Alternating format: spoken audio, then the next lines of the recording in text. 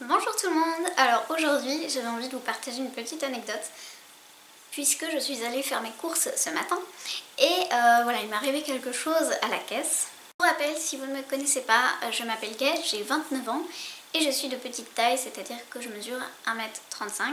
Et si on me croise dans la rue comme ça et qu'on fait pas trop attention, on voit juste ma petite taille et on voit un corps, disons, proportionné. Donc on se dit pas cette personne, c'est une femme petite. Ce qui fait que je passe très souvent pour une enfant et bon, c'est pas évident. Mais là, aujourd'hui, je voulais vous parler de ce monsieur qui, du coup, à la caisse, m'a regardé avec beaucoup d'insistance. On était chacun à une caisse comme ça, donc dos à dos. Et donc j'étais toute seule avec mes deux pauvres articles. J'attendais que la dame de devant finisse. Il y avait une autre dame derrière moi. Et donc il y avait ce monsieur qui se retournait et qui...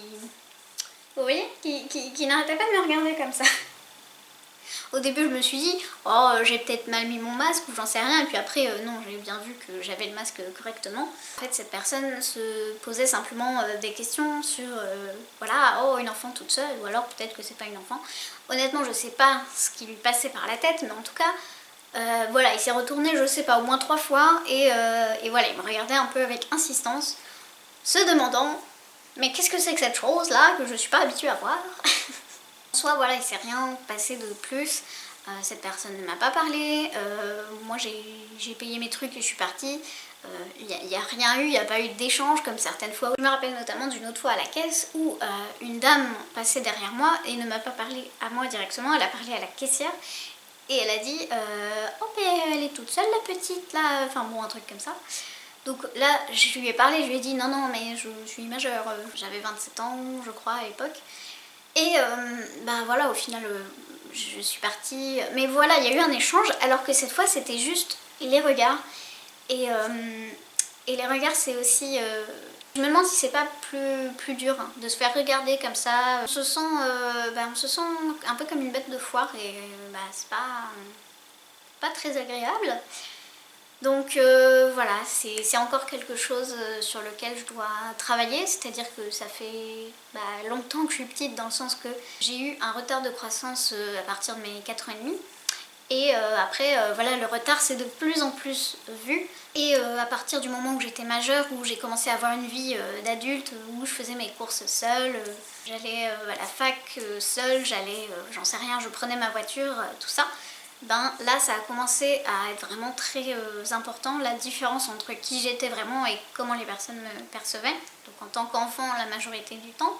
Donc voilà, il y a du chemin qui a été fait, et c'est vrai que si cette personne m'avait regardé comme ça il y a 10 ans, j'aurais vraiment été très mal. Donc ce genre d'événement là, ça me permet aussi de voir qu'il y a eu du chemin de parcouru, il y a vraiment un travail personnel, et d'ailleurs j'ai de la gratitude pour ça, pour ce cheminement que j'ai fait.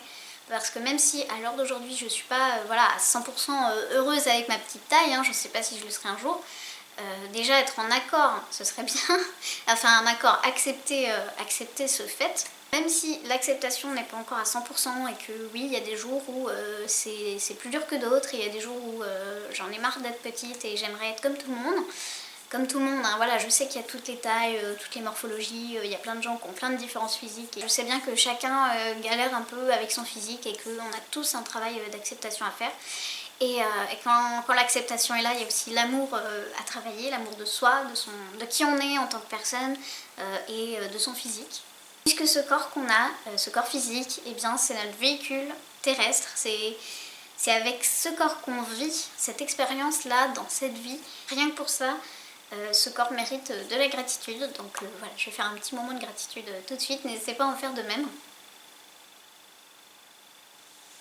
Voilà, alors si j'ai commencé comme ça, c'était pas du tout par rapport au fait de prier et de faire de la religion et tout, mais c'est une sorte de connexion quand on met ses mains comme ça, par rapport aux doigts. Je sais plus exactement, ça fait des années que je fais ça, mais je sais plus exactement la signification, donc je m'excuse.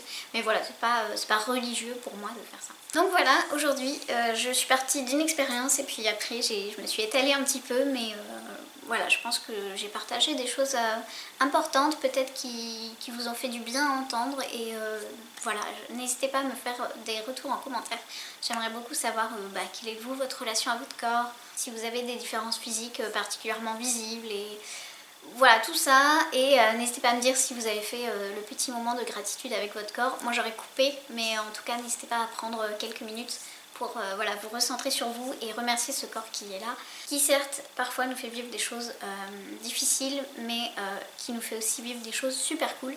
Donc voilà, il faut aussi voir le côté positif. Je vais vous laisser là, j'ai hâte de lire vos retours. N'hésitez pas à mettre un petit j'aime si vous avez apprécié ce que je viens de vous partager. Et puis voilà, je vous dis à très bientôt dans une prochaine vidéo. Bye bye!